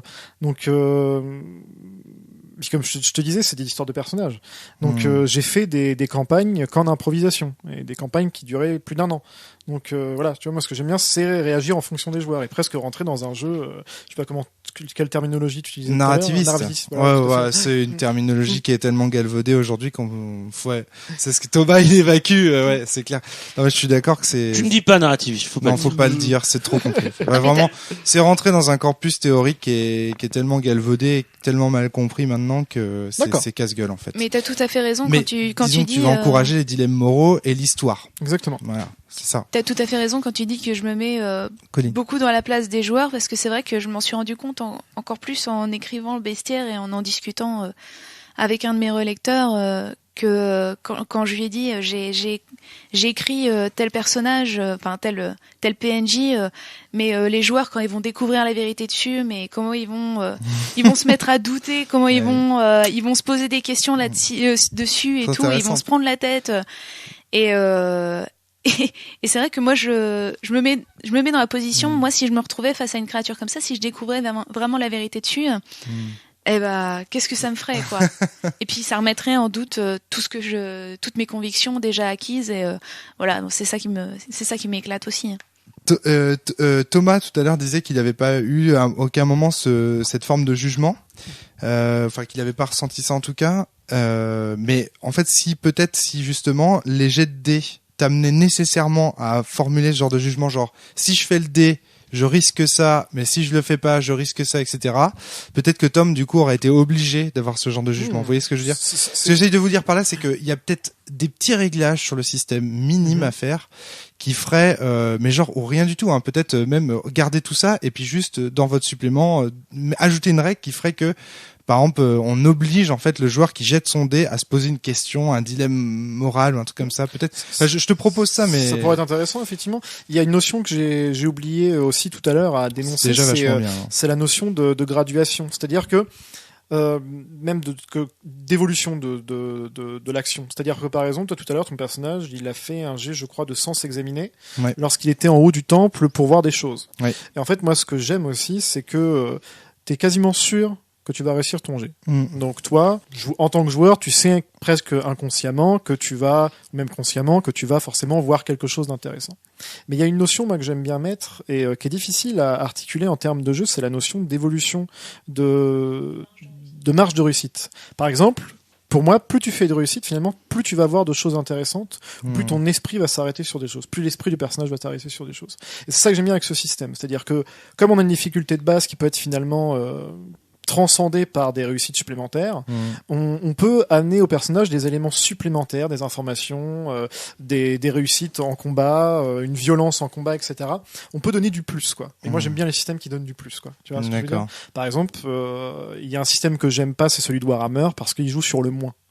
Il joue sur justement la non-réussite, la difficulté. Et moi, j'apprécie pas. Je suis un MJ gentil, je suis très gentil. Et et du coup, j'aime bien que les joueurs réussissent leurs actions et puis justement avoir du plus, avoir des choses supplémentaires. D'accord, ok. Ça c'est intéressant aussi pour le game design, savoir comment est-ce que vous avez réfléchi au jeu. Juste une petite question philosophique comme ça. À plusieurs reprises, vous deux là, vous distinguiez les pensées des sentiments. C'est marrant, plusieurs fois, c'est revenu sur le tapis. Je l'ai noté 3 fois. 3 fois, vous avez dit non, je vais voir ses pensées. Non, plutôt ses sentiments. À un moment donné, tu m'as fait la réflexion pour les insectes. Tiens, je vais pas, les pensées n'ont pas d'insectes, ils sont des sentiments, etc. D'où est-ce que vous vient cette distinction? En fait, c'est simple, ça vient du jeu. C'est tout bête. C'est un truc maya. C'est un truc maya. On va dire que c'est un truc méso-américain. Il faut savoir que dans certaines cultures d'Amérique du Sud, on distinguait de manière très très clivée le corps. Alors c'était pas la notion d'âme, il y avait pas encore cette notion-là, mais de liant, les choses qui lient le corps et l'esprit. Donc nous on l'a appelé âme, mais c'était réellement autre chose. Et là où l'esprit était le seuil des pensées, ce liant, donc nous qu'on a appelé âme mais qui s'appelait pas âme à l'époque, était le seuil justement des émotions. Des émotions. Tu vois. Et donc là, on a repris cette notion-là. L'esprit, c'est le véhicule des pensées, d'accord. Voilà, donc il contient les pensées, et l'âme, c'est le véhicule des émotions. Donc, du coup, on a vraiment distingué les deux choses. Quand tu penses par exemple que t'es en danger, tu associes l'émotion peur par exemple. Voilà, exactement, tout à fait, ouais. Tu vois, D'accord. ça nous est venu, puis moi ça m'amusait parce qu'en fait ça permettait vraiment de poser Attention à ton micro, Simon. excuse-moi, Ouais, de poser ces notions là sur des caractéristiques quoi. Donc c'est vrai que c'était rigolo de jouer avec. Ouais. Colline, non, même chose, rien à ajouter. Aussi du fait que pendant la partie, moi j'ai joué une Maassi, donc une personne, les Maassi. Bah oui. C'est quoi leur nom en français, on va dire? C'est les psychomètres. Les voyageurs. Les voyageurs, c'est ça, ouais. C'est des psychomètres, quoi. Ils sont capables de voyager en esprit. Voilà, dans les Maassi, dans les grâces des Maassi, il y a une différence entre les passions et les pensées. Mais effectivement, lorsqu'on se trouve comme les Maassi à devoir parler avec des âmes, c'est clair que les émotions vont être les plus prégnantes parce que c'est les âmes, c'est principalement de l'émotion, même s'il reste des bribes comme une empreinte de l'esprit au cœur de l'âme, quoi. Comment on pourrait appeler ça l'âme? Le cœur, peut-être. Comme siège des émotions. Exactement, ouais. Quelque chose comme ça. Mais ça reste encore un peu. Alors c'est bien expliqué dans le moderne, scolastique un peu. Ouais. Enfin, en tout cas, c'était rigolo de vous voir faire ces distinctions plusieurs fois. Moi, j'ai trouvé ça sinon globalement très dépaysant. Je sais pas ce que vous en avez pensé, Fly et Thomas. Moi, j'ai trouvé ça. Moi, j'ai trouvé ça bien. Et moi, vous le savez. Oui, d'accord, mais c'est même les noms et tout ça. Moi, j'étais totalement dépaysé. Je sais que Même quand les j'étais noms plus et tout, jeune, j'étais assez fan de tout ce qui était Maya. Après, j'ai lâché plutôt énorme. pour les pyramides et les autres momifications. Moi, j'étais dans le sens, c'est marrant. T'as regardé les Cités d'Or quand t'étais jeune? Oui. Moi, je les ai en DVD, je les ai vus des tonnes de fois. Il a des goodies, il a un aigle, il a le condor doré dans son placard. C'est parce qu'il faut savoir que Il a même anecdote, il a une petite pendule toute pourrie de Cité d'Or avec Esteban, un truc mais tout pourri sur un CD. Un CD avec des aiguilles et il y a Esteban, Tao et Zia, c'est ça les noms? C'est excellent. Il y en a qui étaient fans de Saint Seiya, qu'est-ce que tu veux? Mais le Théocalie, l'idée de Théocalie est partie à germer depuis les Cités d'Or. Attends, avec la Cité d'Or au centre et tout, on est à fond dedans. En tout cas, ouais, moi, ça m'a beaucoup dépaysé. Super dépaysant. Ça, c'est un des gros points. Aussi, un truc que j'ai bien aimé, c'est la taille de l'île, qui en fait est pas très grande. Et donc, ça rend plus accessible. Parce que d'habitude, quand on te propose dans un jeu de rôle un univers, l'univers, il est super massif, voire même il sort des tonnes de bouquins pour te montrer des mondes parallèles. Et là, c'est petit, et donc, en fait, limite, c'est humain. Tu vois vraiment comment tu peux te balader, quoi. Ouais, et sinon, moi, avec les noms, les références, il y a un moment, j'ai posé une question, mais ça se passe comment à la justice? Il y a un tribunal, tu sais rien, quand on t'apprend en même temps. Ça, et tu vois là le dépaysement sans pour autant avoir le problème de Worm, c'est-à-dire de pas se retrouver à pas savoir comment jouer. moi je trouvais qu'il y avait le dépaysement sans son côté, sauf mis à part les noms, mais là c'est un problème de lexique, tu vois, c'est pas. Oui. Moi je trouvais. Wurm, j'ai c'est pareil. Moi j'ai pas eu ton problème dans ces parties-là. Ouais, oui, c'est vrai. Donc décidément, on a là une forme d'esprit différente. oui, hein, c'est pour ça qu'on est tous les deux sur le podcast. Hein. Voilà, c'est ça. Exactement. Donc Fly dépaysé aussi. Donc ça, on est tous unanimes là-dessus.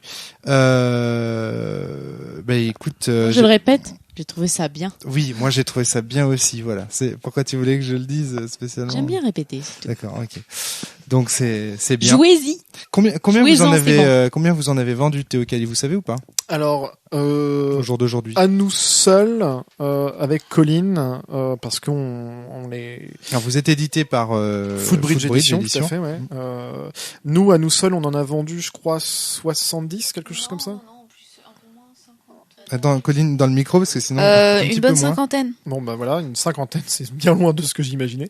Et je sais que notre éditeur, lui, en a vendu... Alors, aux dernières nouvelles, de ce qu'il m'a dit, il en avait en tout, on en avait vendu une centaine, mais il ne savait pas du tout par rapport aux ventes en boutique. D'accord. Parce que le livre est sorti en boutique assez récemment, au mois de mai, mi-mai, D'accord. je crois. Hein. Oui, c'est ça, c'est ça.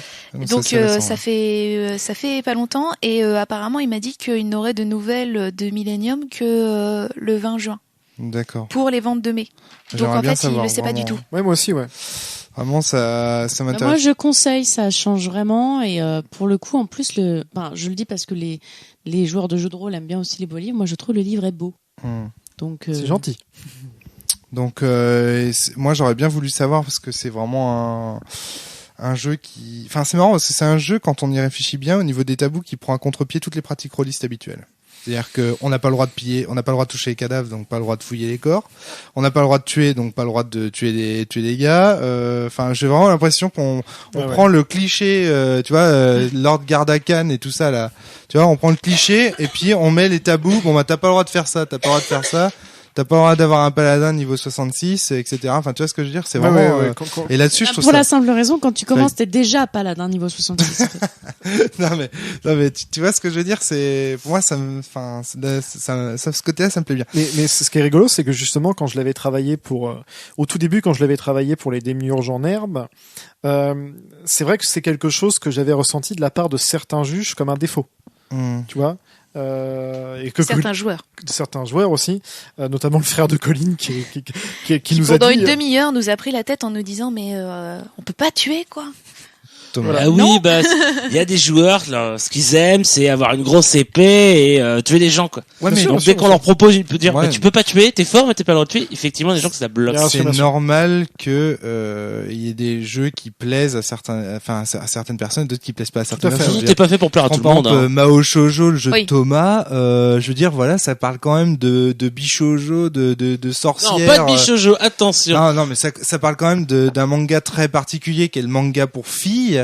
Petite fille, voilà, c'est sûr que le proposer aux rôlistes français, avec des magical la version hentai n'est pas vraiment pour les petites filles. Non, mais hein. ce que je veux dire, c'est que voilà, c'est bon, évidemment, il y a des jeux, il y a des publics, ça, on peut pas. Ok, d'accord. Mais je trouve que c'est intéressant pour une fois, si j'ose dire, parce que maintenant ça devient vraiment monnaie courante ce genre de jeu qui rompt un petit peu avec la tradition. C'est bien de l'encourager et de le soutenir. Pourquoi est-ce que vous avez choisi tous les deux d'être édités? Pourquoi est-ce que vous avez choisi l'édition?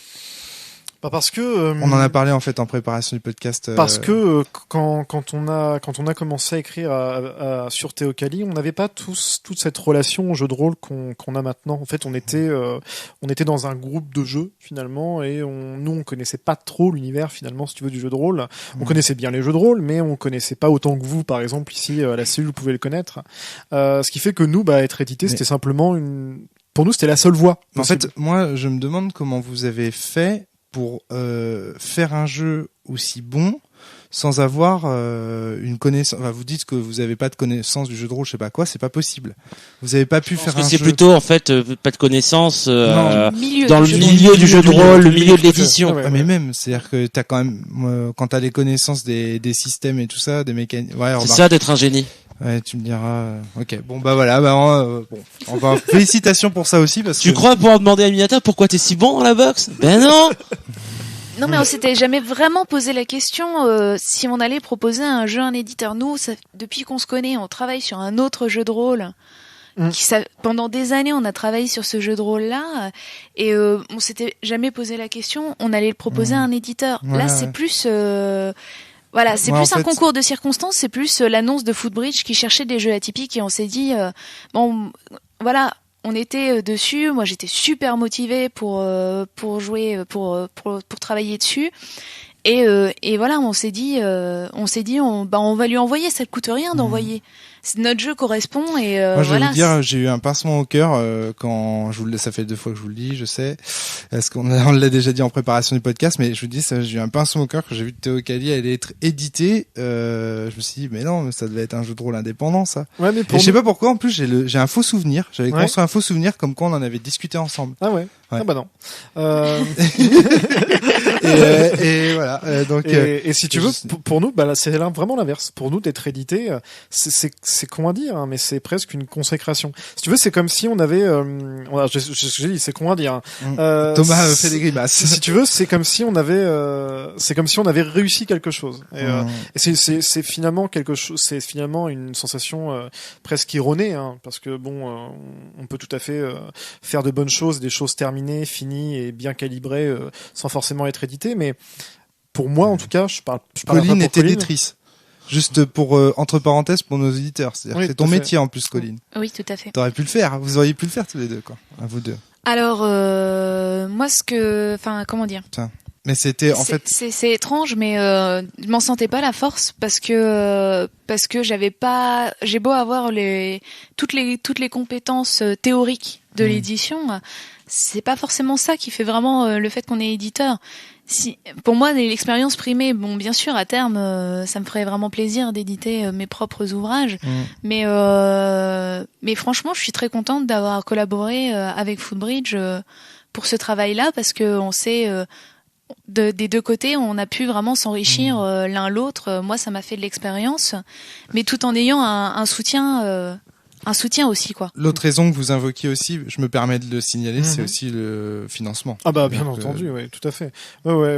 C'est vrai que le Footbridge a été là pour 2 choses. D'une part, c'était un soutien parce que lui, pour le coup, il avait un avantage sur nous, c'est qu'il a une connaissance, Fabien Nonneville, il a une connaissance très très élargie du jeu de rôle. Donc, il a vraiment pu nous conseiller, en termes de game design, etc., recalibrer des petites choses et puis nous amener aussi vers des endroits que nous on n'avait pas forcément vus. Oui, le regard extérieur est très important. Exactement, tout à fait. Puis il a un regard assez acéré, donc c'est bien. Et puis la seconde chose, c'est effectivement un financement. On n'aurait pas pu éditer à 600 exemplaires tout seul, éditer un livre couleur pas cher entre guillemets pour le marché actuel. Nous, on est plutôt content d'avoir effectivement eu ce soutien financier, quoi. Trouver des illustrateurs, maquettistes de talent aussi. C'est ça se paye, quoi. Bon, maintenant on s'est créé un petit réseau, donc ça va un peu mieux, mais oui. Et aussi encore une dernière chose pour ma part, c'est que le premier jeu de rôle sur lequel on a commencé à travailler avec Simon, on a dû bien travailler dessus pendant 3 ou 4 ans. Ouais, tout à fait. Ouais. Ok. Bon, il est pas terminé. Non. Clairement pas. Voilà. Théo Cali, c'était on avait la base que Simon avait écrit. Moi, j'avais réécrit quelques textes lorsqu'on l'a proposé. Je vois de quoi et on l'a écrit en 1 an parce que on a eu exactement. Et ça, franchement, mine de rien, ça motive parce que la pression finalement éditoriale fait avancer les jeux. Et c'est une bonne chose. Enfin, moi, je trouve que c'est pas toujours une bonne chose, mais et puis surtout quand on débute, parce qu'après, moi, je vois, plus on écrit facilement. Oui, non, c'est sûr. Mais au début, pour commencer, c'est bien. Après, je peux te jurer que quand t'as sorti un jeu, un seul, si les gens ont bien apprécié ce que t'as fait, t'en fais pas que t'en reçois des mails de gars qui te disent et quand est-ce qu'elle sort la suite et quand est-ce que machin. Moi, pour Sens, c'est quasiment tous les jours que je reçois un mail ou un MP sur un forum d'un gars qui me dit la suite, c'est pour quand? Là, la pression éditoriale, elle est directe. C'est ton lectorat. Tout à fait, bien sûr. Et t'as pas besoin d'éditeur derrière pour te foutre des claques. Je vais me dire, j'en parle à Fly tous les jours. Vis avec moi au quotidien, elle peut te dire que ça me met la pression et que je stresse à fond pour ça. Donc tu vois, c'est après mais faut le premier projet, quoi. Tout à fait. Faut le premier projet. Mais c'était une question que je voulais vous poser parce que T'as bien raison. étant donné que je vous avais croisé sur plusieurs conventions et puis qu'au début moi j'ai croisé Simon Théocali en tout cas parce que on se connaissait pas encore, du coup c'est un souvenir construit. J'ai croisé Théocali en tant que jeu amateur à la base en fait. Ouais, c'est possible. Et donc du coup, moi je m'étais toujours dit, après que Flavie en fait m'en ait parlé, je m'étais toujours dit, oh putain, faudra lui parler de Silent Drift et qu'il vienne développer son genre indépendant. Et quand j'ai vu qu'il était édité, j'ai fait, eh merde, j'ai raté le coche. Mais bon voilà, non mais je comprends tout à fait vos choix et voilà. Et l'édition aussi c'est plus simple, ne serait-ce que pour la distribution et tout ça, c'est des choses à faire en moins. Donc voilà, c'est un choix qui s'explique aussi par ça, je pense. Et aussi, c'est ce qui est rigolo, c'est que parfois quand tu imagines certains concepts de jeux de rôle, tu les imagines parfois dans des lignes éditoriales. Par exemple, un jeu qu'on avait réfléchi ensemble.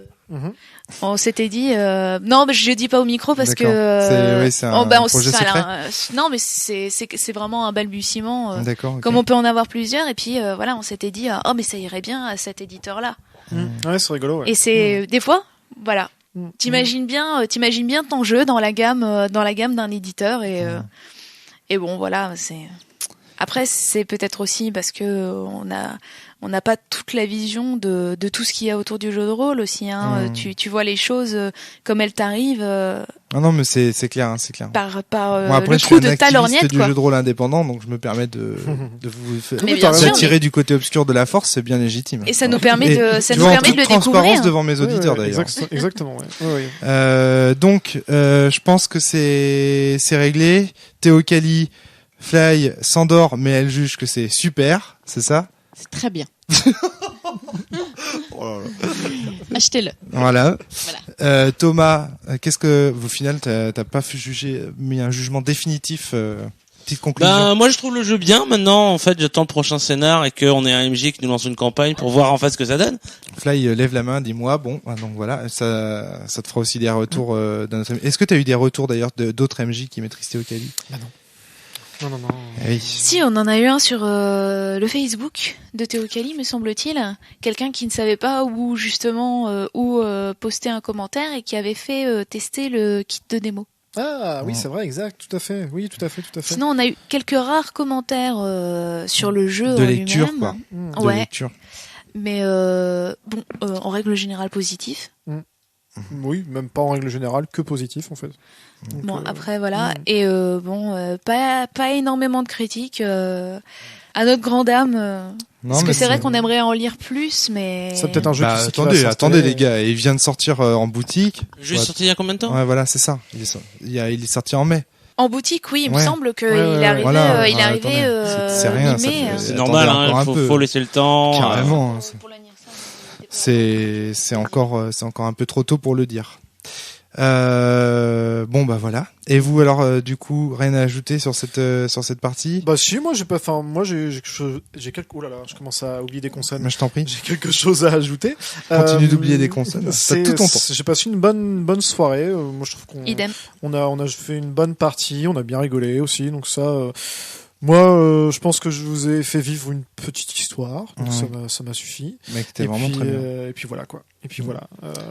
Alors ce qui est rigolo, c'est que dans mes parties de convention, j'essaie de toujours mettre un petit secret que j'ai dans l'idée d'inclure à la campagne, donc à la campagne du jeu, pas à la campagne, voilà. Donc voilà. Donc à chaque fois, j'essaie de mettre un petit quelque chose. Tu vois, c'est ça qui est intéressant, c'est que tu as bien dit, tu nous as fait vivre une histoire vraiment où on était les héros parce que on avait des choix et tout reposait sur nous finalement. Tout à fait, ouais. Et ça, c'est important, c'est-à-dire qu'on s'est pas contenté d'assister à un scénario que tu nous avais imposé. Tu vois ce que je veux dire? Ou non mais attends, par exemple, tu dis mais Sens par exemple, il y a un peu de ça quoi. Quand tu lis la base, quand tu lis la base à l'origine, tu prends Sens Renaissance tel quel, c'est des scénarios. Il y a plein de joueurs qui vont te dire c'est dirigiste, etc. Et c'est pas faux. Il y a une ligne directrice. Il y a une ligne directrice carrément. Et donc du coup, voilà. Donc du coup, les jugements moraux et tout ça, il faut attendre Sens Mort pour les avoir. Et c'est pour ça qu'il y a vraiment un truc qui se débloque à Sens Mort. Je suis d'accord, mais tu restes quand même un personnage central et un personnage clé de l'histoire de Sens. Moi, quand tu dis ça me fait plus penser à Montagnes hallucinées, quoi. Ah oui. On est en train de faire, et là, c'est vrai que... Là, dans la campagne des Montagnes hallucinées, effectivement, nous sommes des personnages qui suivons l'histoire d'autres personnages. Et encore, le MJ est un très bon MJ et réussit à nous intégrer vraiment en tant qu'acteur. Pourtant, il est balèze, ouais. Ouais, super. Ouais. Thomas lève les 2 pouces. Chapeau. Non, il est vraiment très J'ai fort. commencé à lire le truc, je fais ça a l'air génial. J'ai vu que les joueurs étaient pas les héros, j'ai fait bon bah ça on met au placard, on y jouera jamais. Chapeau pour le MJ, s'il arrive à vous faire vivre des aventures et vous sentir important. Et pour il le coup, est bon hein. il fait un vrai boulot dessus quoi. Et ça c'est vrai que c'est bien. Y a pas de bon MJ Thomas. Ah voilà. Sur ces mauvais jeux. Sur cette campagne là, si. Faut être sacrément bon quoi. Ça m'est déjà arrivé Sinon, d'avoir tu de très t'emmerdes. mauvais MJ sur des très bons jeux, hein, donc l'inverse aussi d'ailleurs. Donc voilà. Mauvais MJ, c'est celui qui respecte pas les règles. En bref, on va pas avoir ce débat là. Maintenant, il est 3h du mat. Il y a des bons podcasters, il y a des mauvais podcasters. Je pense que les bons podcasters savent quand il faut pas démarrer un truc sur Voilà, les bons MJ et les mauvais exactement. MJ. Colline, rapidement de ton avis sur la partie du coup. Bah, c'était une très bonne partie, un très bon moment. J'aurais cru que j'allais avoir très envie de dormir et au final, bah, vous Mais t'es m'avez toujours là. maintenu bien éveillé. Donc c'est que non mais j'ai Parce qu'on a des voix très aiguës. j'ai récupéré une endurance après un peu plus de 10 années de jeu de rôle. Ouais. Je me rappelle mes premières années, je dormais sur la table. J'ai adoré. Tout à l'heure, Colline, en préparation du podcast, elle sort comme ça. Bon, non, mais c'est quand même moi qui l'ai mis au jeu de rôle. Enfin, au jeu de rôle une fois par semaine. Oui, pas Simon. Hein. Simon faisait déjà du jeu de rôle avant qu'on se rencontre. Tu parlais de quelqu'un d'autre que nous ne citerons pas. Peut-être qu'il se reconnaîtra d'ailleurs. Mais en tout cas, voilà, et c'était très, très, très, très marrant de t'entendre dire ça. Ouais, je l'ai mis au jeu de rôle, c'est-à-dire une fois par semaine. C'est souvent, on se pose la question, à partir de combien à partir de combien de parties par mois on est rôliste, tu vois. Ce genre de question. Toi, pour toi, la réponse est claire, c'est une par semaine. Très Non, bien. c'est pas ça. C'est d'en faire une activité. Une activité qui vraiment a une importance dans ta vie, entre guillemets. C'est différent de faire une partie de jeu de rôle Oui. tous les 36 du mois et au final d'en faire... Enfin, on fait jamais de campagne, quoi. C'est vraiment... voilà, il était rôliste occasionnel et... Mais bon, c'est en une même temps, hardcore voilà, gameuse, Colline. quand tu rencontres une Faut pas famille ou déconner. quand tu rencontres une famille où les 3 enfants font tous les 3 du jeu de rôle et que tu deviens un très bon ami de la famille, bon, arrivé un moment, si tu fais pas de jeu de rôle, c'est bizarre. Non? C'est bizarre. Avec Colline, ce qui est génial, c'est que c'est les gens qui font pas de jeu de rôle qui sont bizarres. Et c'est Non. elles qu'il faut envoyer. Non, mais dans le sens où si t'es vraiment proche de ces personnes-là, voilà, Ça, on c'est fait un pas gros. que du jeu de rôle ensemble, hein. Ouais. Bien sûr. C'est un gros avantage qu'a Colline, ça, c'est qu'elle n'hésite pas à en parler. Et bah nous, ouais. on connaît pas mal de rôlistes aussi qui On est pareil dans la famille. Hein. qui hésitent à en parler. Bah, un peu comme si c'était quelque chose de mal. Et non, enfin, je sais pas. Je veux dire, c'est un hobby comme un autre. Ça peut être une passion, une obsession, peu importe. Mais voilà, enfin, je veux dire, on joue quoi. Le jeu de rôle décomplexé finalement. Ouais, tout à fait, Théo auprès Cali, de le jeu de rôle de décomplexé toute la famille. En vente dans tous les bons marchands de jeux de rôle décomplexés. Allez, sur cette magnifique conclusion, je pense qu'on peut arrêter là et aller se coucher. Allez, à bientôt tout le monde. Salut. Bonne nuit. Salut.